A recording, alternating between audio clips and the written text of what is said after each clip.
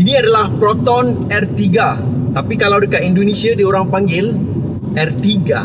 Kalau dekat India dia orang panggil YR3. Dan kalau dekat Japan dia orang panggil R3. Fail betul lah. Actually model ni adalah model rebatch daripada Suzuki, iaitu Suzuki R3. Dan sebenarnya model ni sangat-sangat popular dekat luar negara, especially dekat Indonesia dan India.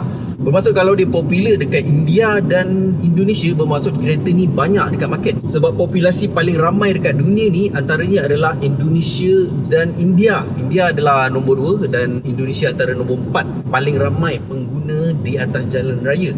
Bermaksud R3 ni memang banyak model-model dia dekat luar negara.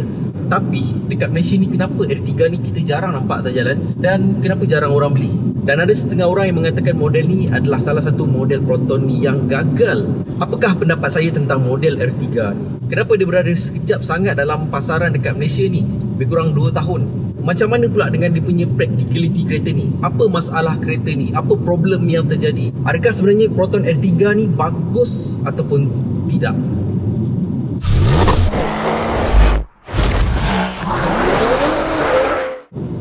Proton R3 ni pada mulanya diperkenalkan dekat Malaysia ni adalah pada tahun 2016, iaitu pada tahun yang sama Proton perkenalkan 3 model diorang yang lain, iaitu Proton Saga, Proton Persona dan Proton Perdana. Kemudian ada terselit Proton R3 ni. Wow, dalam masa 1 tahun 4 model Proton keluarkan tahun 2016 tu. Dan jarak pelancaran antara 4 model ni sebenarnya tak jauh. Ada yang selang sebulan, ada yang selang paling jauh pun 2 bulan. Dan resultnya hari ni daripada 4 model tu tinggal 2 model saja yang masih kekal, iaitu Proton Saga dah facelift dan Proton Persona pun dah facelift. Dan Proton R3 ni hanya dikeluarkan sepanjang 2 tahun saja dalam pasaran dan dia berakhir pada hujung tahun 2018. Pada waktu tersebut Suzuki dekat Malaysia ni dia ada problem dan dia jual semua dealership dia kepada Proton. So kebanyakan dealer Suzuki pada waktu tu diorang tutup dan Proton Eda take over. Dan model-model seperti Swift dah tak ada dan kemudian Suzuki offer R3 ni untuk Proton jadikan sebagai model Proton R3, iaitu sebuah compact MPV untuk Proton compete dengan Pro 2 Alza. Voy a la playa, ya subió la marea. Tapi Pro 2 Alza sikit pun tidak tergugat. Kenapa? Padahal R3 ni juga adalah sebuah kereta Japan, enjin yang baik, menggunakan timing chain, jimat minyak, lebih besar ruang dalaman dia dan harga pun lebih kurang dengan Alza.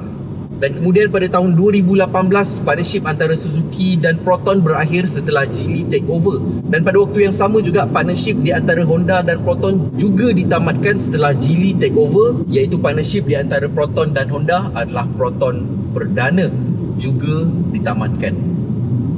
So hari ni saya agak beruntung sebab dapat kereta R3 ni yang dipinjamkan oleh Wong Jiatai. So terima kasih kepada Hong Li Auto. Dan dekat tempat ni hopefully tak ada anjing lah macam hari tu kan, anjing liar. Ingat tak review Honda Civic FD tu?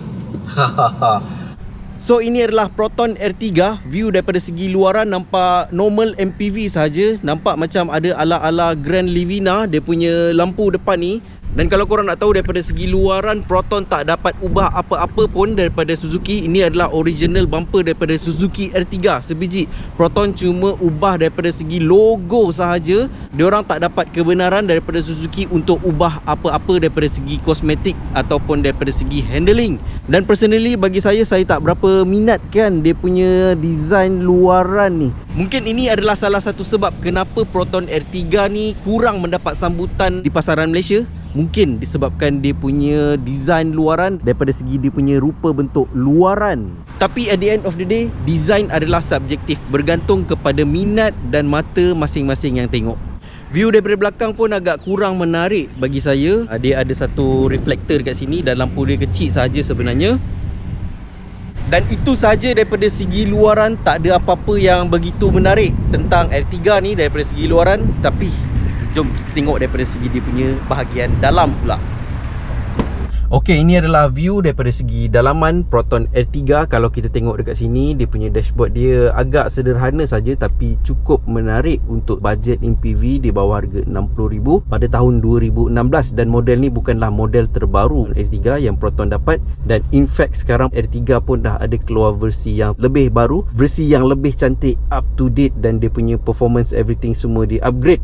Meter cluster dia ada sertakan dengan smart info display tapi very basic sahaja. Ini dia punya infotainment, hanya ada radio sahaja. Korang-korang beli, korang boleh tukarkan dengan Android player ataupun touchscreen, GPS ataupun sebagainya. Dekat bawah sini ada satu USB port dan ada satu power outlet. Kereta ni didatangkan dengan dua airbag berserta ABS dan EBD. Dekat front passenger ni ada satu ruang untuk korang letak barang, satu kompartmen, dan bawah ada satu glove box agak besar. Satu kekurangan R3 ni yang semua orang boleh nampak adalah daripada segi warna ruang dalam dia sangat cerah. Dan dekat Malaysia bagi saya it's not practical. Sangat-sangat tidak praktikal untuk orang Malaysia, terutamanya pengguna MPV. Yang pastinya diorang beli MPV untuk bawa family, anak-anak kecil, dan untuk penggunaan jalan jauh dan nak bawa pergi vacation, holiday, pergi bercuti. Dan tentunya diorang akan makan dalam kereta, diorang akan bawa macam-macam dalam kereta, dan dah tentunya dekat Malaysia ni susah nak jaga kalau interior warna putih macam gini. Sebab ini adalah MPV, bukan luxury car. Orang nak masuk dalam ni, dia tak nak sopan-sopan. Orang masuk dalam ni memang untuk orang enjoy, makan. Tapi malangnya Proton tak dapat nak ubah daripada segi dalaman ni. Proton tak dibenarkan untuk ubah apa-apa pun, baik daripada segi enjin, luaran maupun dalaman. Cuma Proton boleh ubah logo saja, logo luaran dengan logo dalaman. Ini adalah view untuk second row. Dan kalau kita tengok kat sini, ruang dia sebenarnya agak besar, agak selesa juga. Seat dia nampak tebal, nampak comfort. Dan center hum dekat tengah-tengah ni rendah.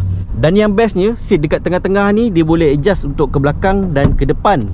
Wow. Fungsi yang ni tak ada pada Proton Izora. Tapi Proton Izora dia punya ruang seat dia memang dah sedia luas. Cuma seat second row untuk Proton Izora dia agak pendek. Dia sampai sini saja. Yang ni panjang, nampak tebal. So untuk second row ni saya boleh katakan untuk R3 lebih selesa sedikit daripada Izora kalau in term of untuk jalan jauh, sebab dia akan hug kita punya pangkal lutut. Tengah-tengah ni ada armrest. Oh, ada duit. Ada duit.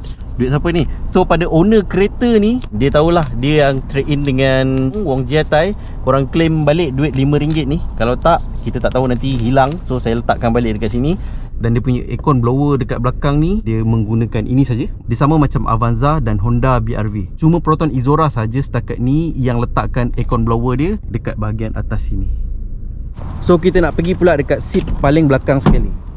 Agak selesa juga sebenarnya third row ni berbanding dengan Proton Izora. Ya, mungkin dia punya ruang legroom dia lebih kecil daripada Izora, tapi yang ini lebih selesa bagi saya sebab satu, dia punya seat depan yang ini boleh adjust ke depan dan ke belakang. Contoh kalau orang yang besar duduk dekat belakang ni, orang dekat depan sini dia boleh adjust, dan orang depan sini dia masih lagi ada ruang legroom. So dia boleh adjust, dan belakang sini kita ada ruang yang macam begini. Nombor dua, sebab dia punya lantai dekat bawah ni dia dalam, tak macam Izora paras sini. So kalau Izora walaupun dia punya ruang ni lebih besar, tapi kaki kita akan terangkat macam ini. So kita punya ruang lutut kita dekat bawah ni, paha kita akan tergantung. Dan definitely ruang dekat belakang R3 ni jauh-jauh lebih luas daripada Prodor Alza. So sebenarnya R3 ni sebuah MPV yang baik, not bad juga sebenarnya. Sebab daripada segi practicality, ruang dalaman dia untuk sebuah MPV berharga lebih kurang 5 ke 60 ribu, bagi saya ini adalah satu pilihan yang baik kalau korang beli pada tahun 2016 dulu. Mungkin pada saya kekurangan R3 yang membuatkan dia kurang mendapat sambutan dekat Malaysia ni adalah daripada segi design luaran. Sebab dekat Malaysia ni, karakter pembeli dekat Malaysia ni mementingkan daripada segi design luaran dengan brand. Dan faktor yang kedua, kereta ni mungkin kurang dapat sambutan adalah disebabkan dia punya warna bahagian dalam ni, warna cerah. So ini adalah dia punya ruang boot untuk Proton R3. Sangat-sangat kecil, sangat-sangat sempit. Memang tak boleh letak apa-apa dekat sini. Tapi dia ada satu ruang kompartmen dekat bawah sini. Agak luas juga sebenarnya. Dan dia dah siapkan tray dekat bawah sini. So not bad. Tapi macam mana pula kalau kita turunkan seat belakang ni? Wow, dia boleh turunkan semua dan dia boleh jadi flat. So Proton R3 ni sesuai kalau korang nak bawa barang. Dia tak macam Honda BR-V, Toyota Avanza dan Pro 2 Arus, yang mana seat third row dia kalau kita turunkan dia akan berbonggol dekat sini. So kita susah nak sorong barang yang panjang dan dia akan berlubang dekat bahagian tengah-tengah situ. So untuk Proton R3 ni seat configuration dia sama macam Pro 2 Alza dan Proton Exora. Sangat-sangat praktikal untuk kita bawa penumpang dan bawa barang kalau korang nak berniaga ataupun ada bisnes online, dropship, jual tudung ataupun sebagainya.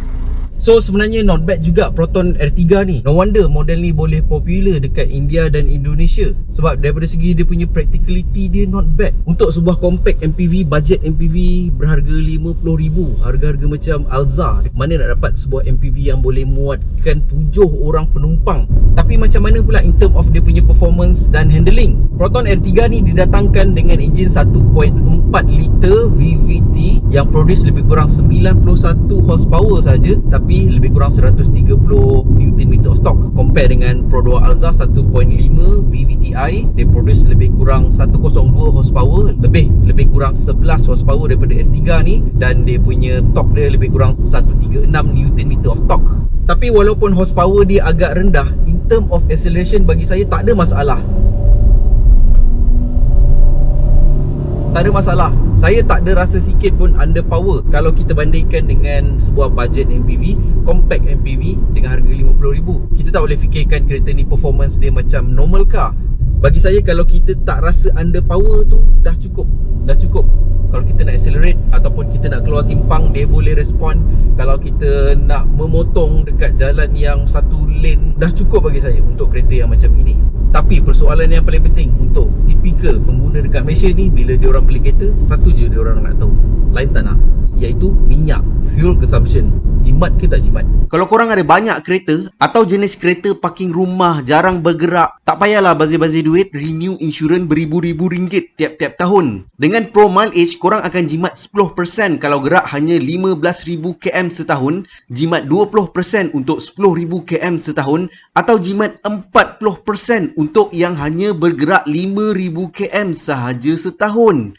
Wow! Lepas ni, jangan cakap abang tak payung. Dan lepas ni, kalau korang nak jimat, renew insurans kereta korang dengan Pro Mileage dari Pacific and Orient. Data-data yang saya ambil daripada forum pengguna-pengguna yang sedia ada dekat India dan Indonesia, fuel consumption dia agak memeranjatkan, lebih kurang 16.6 km per liter. Itu adalah purata. So kita ambil 15 km per liter. Untuk perbandingan yang terdekat, Pro 2 Alza. Pro 2 Alza punya fuel consumption lebih kurang 14 ke 15 km per liter. So boleh kata fuel consumption untuk R3 sedikit lebih jimat daripada Pro 2 Alza.